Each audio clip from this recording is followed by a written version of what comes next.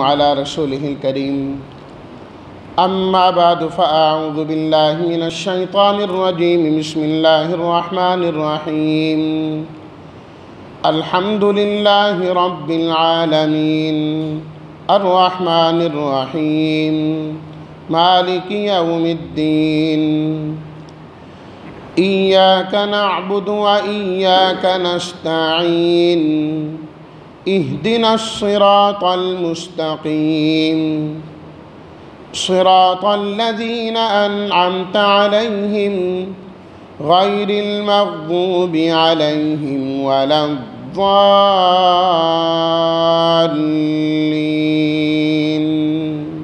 آمين صدق الله مولانا العظيم اللهم صل على سيدنا ومولانا محمد وعلى آل سيدنا ومولانا محمد وبارك وسلم اعوذ باللہ، میں اللہ تعالیٰ کی پناہ مانگتا ہوں من الشیطان الرجیم، شیطان مردود سے۔ بسم اللہ الرحمن الرحیم، اللہ کے نام کے ساتھ میں شروع کرتا ہوں جو بڑا مہربان نہایت رحم کرنے والا ہے۔ الحمدللہ رب العالمین، تمام الہی صفات، تمام تعریفیں خاص ہیں اللہ کے لیے جو تمام جہانوں کا پروردگار ہے، بڑا مہربان نہایت رحم کرنے والا ہے، مالک ہے قیامت کے دن کا۔ اے اللہ، ہم آپ ہی کی عبادت کرتے ہیں اور آپ ہی سے مدد طلب کرتے ہیں۔ ہمیں سیدھے راستے پر چلا، راستہ ہے ان لوگوں کا جن پر آپ نے انعام کیا، نہ کہ جن پر غضب کیا گیا اور نہ جو گمراہ ہوئے۔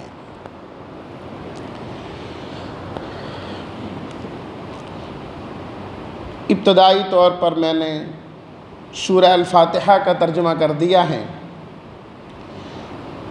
آج چند باتیں میں عرض کروں گا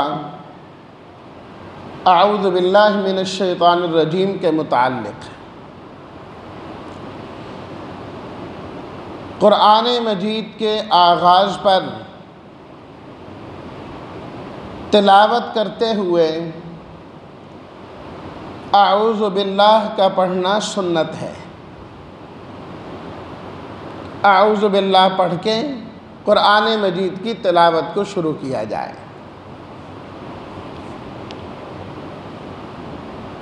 کوئی بھی کام شروع کرنا ہو تو عام طور پر یہ ہے کہ اس کے آغاز میں بسم اللہ پڑھی جاتی ہے۔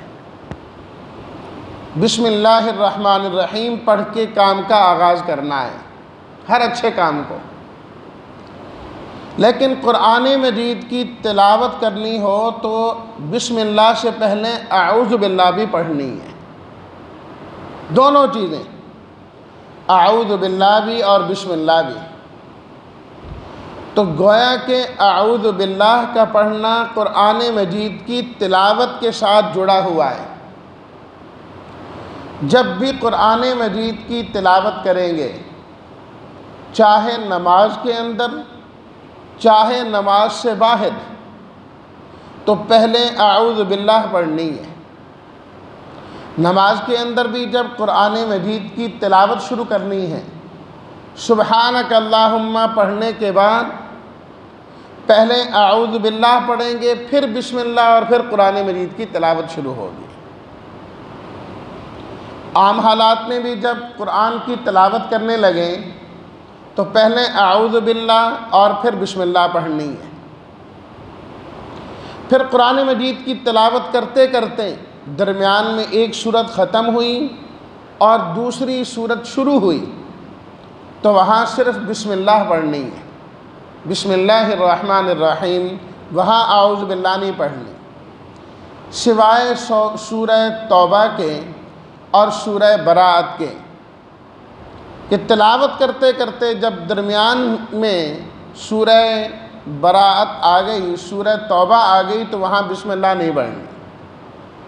ہاں، اگر ایک آدمی نے اپنی تلاوت کا آغاز ہی سورہ توبہ سے کرنا ہے، تو ایسا آدمی اعوذ باللہ بھی پڑھے گا اور بسم اللہ الرحمن الرحیم بھی پڑھے گا، دونوں چیزیں پڑھے گا۔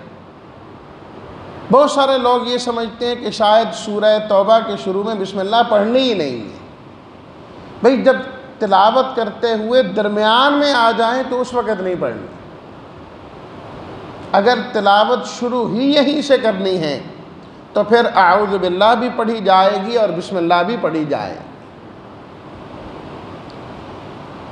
پہلی وحی جو نبی کریم صلی اللہ علیہ وسلم پر نازل ہوئی، اقرأ بسم ربک الذی خلق، سورہ علق کی ابتدائی 5 آیات۔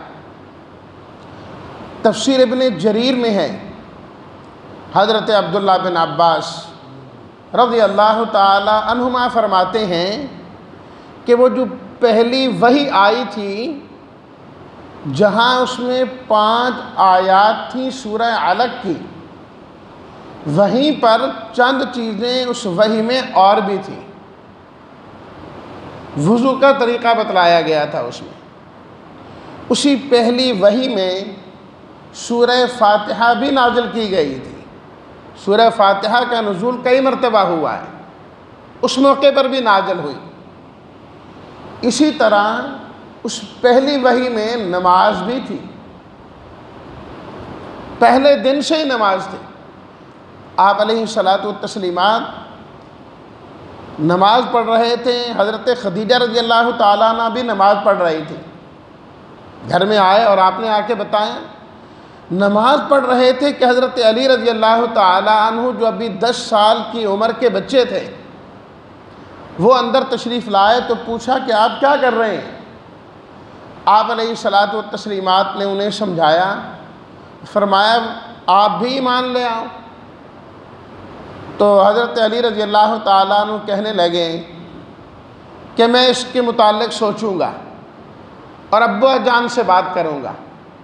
آپ نے فرمایا کہ سوچ لو، ابا جان سے بات کرنے کی ضرورت نہیں ہے۔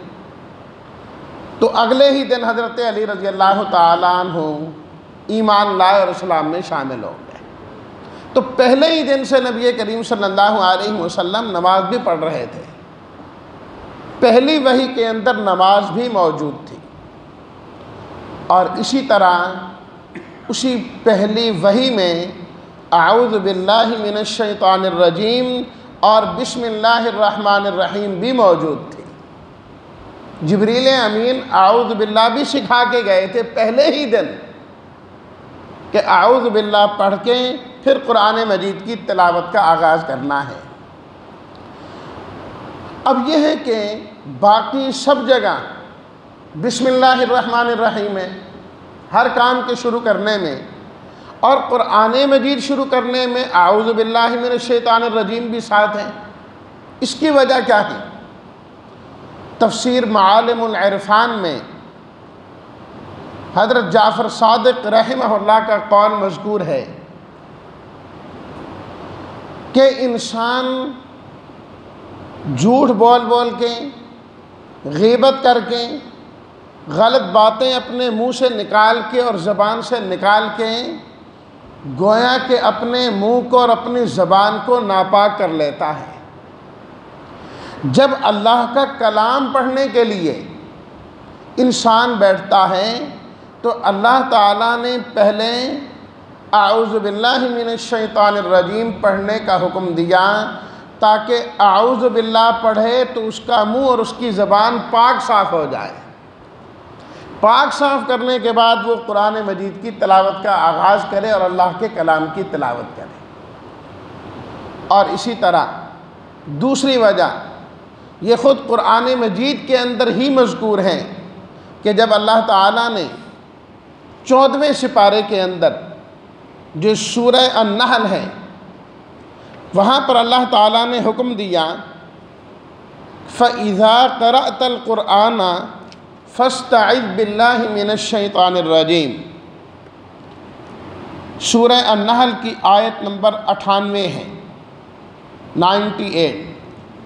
فرمایا کہ جب قرآن مجید کی قرات کرنے لگو تو اس سے پہلے اعوذ باللہ من الشیطان الرجیم پڑھ لیا کرو۔ کیوں؟ ساتھ ہی اگلی آیت میں اللہ تعالیٰ نے فرمایا اِنَّهُ لَيْسَ لَهُ سُلْطَانٌ عَلَى الَّذِينَ آمَنُوا وَعَلَى رَبِّهِمْ يَتَوَكَّلُونَ۔ شیطان جو ہے ایمان والوں پر اور اپنے رب پر بھروسہ کرنے والوں پر طاقت نہیں رکھتا، اس کا تسلط ایمان والوں پر چلتا ہی نہیں ہے۔ گویا کہ جب انسان قرآن مجید کی تلاوت کرنے لگتا ہے تو شیطان انسان پر حملہ کرتا ہے۔ ویسے تو کوئی بھی نیک عمل کرنے لگو تو شیطان رکاوٹ ڈالتا ہے، آ کے روکتا ہے کہ قرآن مجید نہیں پڑھنا، یہ نیک عمل نہیں کرنا، ہر نیک عمل میں روکے گا۔ لیکن جب قرآن کی تلاوت کرنے لگے گا تو اور زور شور سے روکے گا کہ قرآن کے قریب اس کو نہیں جانے دینا۔ جو قرآن کے ساتھ جڑ گیا شیطان اس پر اپنی حکومت کر ہی نہیں سکتا، حکمران بن ہی نہیں سکتا اس پر جو قرآن مجید کے ساتھ جڑا ہوا۔ شیطان نے انسان کو قرآن سے پہلے الگ کرنا ہے، پھر جس طرح مرضی چاہے گا گمراہ کرتا رہے گا۔ جو قرآن پڑھے گا، قرآن سمجھے گا، قرآن مجید کا مفہوم اس کے سامنے ہوگا، اس کا عقیدہ مضبوط ہو جاتا ہے، اللہ کی ذات پر توکل اس کا مضبوط ہو جاتا ہے، شیطان اس کا کچھ نہیں بگاڑ سکتا۔ اسی واسطے حدیث میں آتا ہے کہ جب ایک صحابی نے نبی کریم صلی اللہ علیہ وسلم سے عرض کیا کہ میں نماز پڑھتا ہوں، میرے اور میری نماز کے درمیان، میری اور میری قرأت قرآن مجید کی تلاوت کے درمیان کوئی رکاوٹ آ جاتی ہے۔ آپ علیہ الصلاۃ والتسلیمات نے فرمایا بالکل اسی طریقے سے ہے، یہ ایک شیطان ہے جس کا نام ہے خنزب، اس روایت میں فرمایا اس کا یہ کام ہے کہ جب انسان نماز پڑھنے لگے، جب انسان قرآن پڑھنے لگے تو وہ آ کر وسوسے ڈالتا ہے، انسان کو قرآن سے ہٹانے کی کوشش کرتا ہے۔ فرمایا کہ جب ایسی صورتحال ہو جائیں تو اعوذ باللہ من الشیطان الرجیم پڑھ لیا کر۔ تو فرمایا اِنَّهُ لَيْسَ لَهُ سُلْطَانٌ، جب تم اعوذ باللہ پڑھو گے اللہ کی حفاظت میں آ جاؤ گے تو اب شیطان تمہارا کچھ بگاڑ ہی نہیں سکے گا۔ اِنَّمَا سُلْطَانُهُ، شیطان کی حکومت تو چلتی ہے ان لوگوں پر جو شیطان کے دوست بن جاتے ہیں، وَالَّذِينَ هُمْ بِهِ مُشْرِكُونَ، اور جو اللہ کے ساتھ شرک کرتے ہیں، جو اللہ کے ساتھ شریک کرتے ہیں شیطان ان پر اپنا تسلط قائم کر لیتا ہے، ان کے دماغ کو معوف کر دیتا ہے، پھر جدھر چاہتا ہے اسے چلاتا رہتا ہے۔ جو اللہ کی توحید کا قائل ہو اور اللہ سے ہی ہمیشہ حفاظت مانگے کہ اے اللہ آپ میری حفاظت فرمائیں، تو اللہ اس کی حفاظت اس طریقے سے کرتے ہیں کہ شیطان اس کا کچھ بگاڑ ہی نہیں سکتا۔ یہ انسان اللہ کی حفاظت میں آ جاتا ہے، اس لیے فرمایا کہ تم اعوذ باللہ پڑھا کرو۔ دیکھیے انسان کے جو اصل دشمن ہیں وہ تین ہیں، ایک شیطان ہے اور ایک شیطان کا گروہ کفار ہیں اور تیسرے نمبر پر انسان کا اپنا نفس ہے۔ انسان جب قرآن پڑھتا ہے تو انسان کا نفس پاک صاف ہوتا چلا جاتا ہے، پاک صاف ہوتا چلا جاتا ہے، اور انسان کا جو دشمن کفار ہیں وہ انسان کو نظر آتے ہیں، انسان ان کا مقابلہ کر سکتا ہے۔ اس لیے اللہ نے حکم دیا کہ تم کفار کا مقابلہ کرو اور ان کے خلاف جہاد کرو۔ جو شیطان اصل دشمن ہے وہ نظر آتا ہی کوئی نہیں ہے کہ انسان اس کو دیکھ سکے اور اس کا مقابلہ کر سکے۔ جب اس کو دیکھ ہی نہیں پا رہا تو اس کا مقابلہ کیسے کرے گا؟ تو اللہ تعالیٰ نے فرمایا تمہیں مقابلہ کرنے کی ضرورت نہیں ہے، تم اعوذ باللہ من الشیطان الرجیم پڑھ لیا کرو، میری حفاظت میں آ جایا کرو، شیطان تمہارا کچھ بگاڑ ہی نہیں سکے گا۔ اس لیے حکم دیا کہ جب قرآن مجید کی تلاوت کرنی ہے تو پہلے اعوذ باللہ من الشیطان الرجیم اس کی تلاوت کرنی ہے، اسے پڑھنا ہے تاکہ شیطان سے محفوظ ہو جاؤ اور اس شیطان سے جو ہے بچ جاؤ۔ اور اللہ کی حفاظت میں آ جاؤں۔ انبیاء اور اس کے علاوہ جب بھی کسی موقع پر بھی انسان کو شیطان کی جانب سے وسوسہ پہنچے، وساوس پیدا ہو انسان کے دل کے اندر، برے برے خیالات آنے لگیں، تو اس صورت کے اندر بھی اللہ تعالیٰ نے حکم دیا ہے کہ تم اعوذ باللہ من الشیطان الرجیم پڑھ لیا کرو۔ 9واں سپارہ سورہ اعراف، اس کا بالکل اختتام اور آخری رکوع، آیت نمبر 200، اللہ تعالیٰ ارشاد فرماتے ہیں وَإِمَّا يَنزَغَنَّكَ مِنَ الشَّيْطَانِ نَزْغٌ فَاسْتَعِذْ بِاللَّهِ، اے مخاطب جب تمہیں شیطان کی جانب سے کوئی وسوسہ آنے لگے تو تم فاستعذ باللہ، اللہ کی حفاظت طلب کیا کرو، اعوذ باللہ پڑھا کرو۔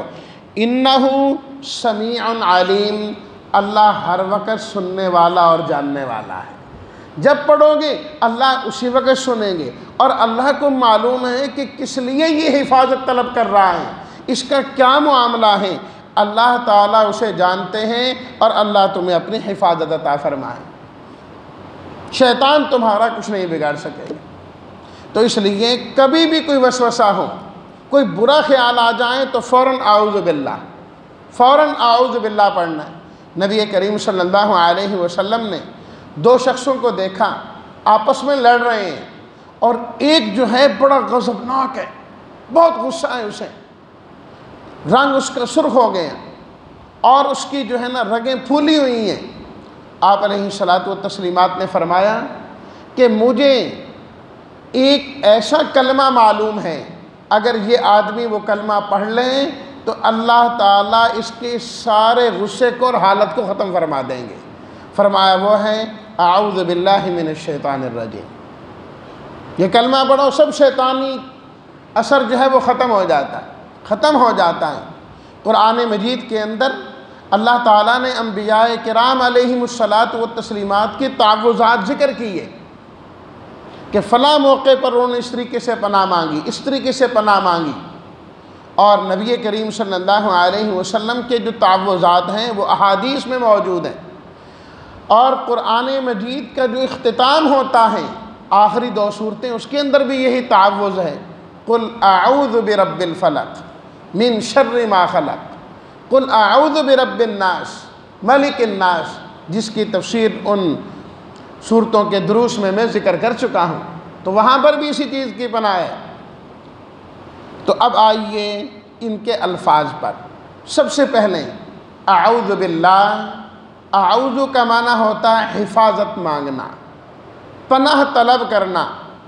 اعوذ باللہ، اللہ کے ذاتی ناموں میں سے، اے اللہ ہم آپ سے حفاظت مانگتے ہیں، کس چیز سے؟ من الشیطان، شیطان سے۔ شیطان یہ ابلیس کو کہا جاتا ہے۔ ابلیس کو شیطان کیوں کہتے ہیں؟ اس کی ایک وجہ تو یہ ہے، شیطان شطن سے ہے، شطانہ، شطنہ کا معنی ہوتا ہے دور ہونا، تو شیطان اللہ کی رحمت سے دور ہے، اس لیے اسے شیطان کہا جاتا ہے۔ اور شیطان کا دوسرا معنی شاط یشیط سے، اس کا معنی ہوتا ہے ہلاک ہونا۔ تو ابلیس بھی اپنے تکبر کی وجہ سے اور اپنے غرور کی وجہ سے ہلاک ہونے والا ہے، تباہ و برباد ہونے والا ہے، اس لیے اس کو شیطان کہا جاتا ہے، شیطان کہا جاتا ہے۔ الرجیم، رجیم کہتے ہیں الرمی بالحجارہ، کسی کو پتھر سے مارنا، لأرجمنک، رجم کرنا، اسی سے استعمال ہوتا ہے کہ زنا کرنے والا مرد اور شادی شدہ ہوں تو رجم کیا جاتا ہے، تو مردود کے معنی میں آتا ہے۔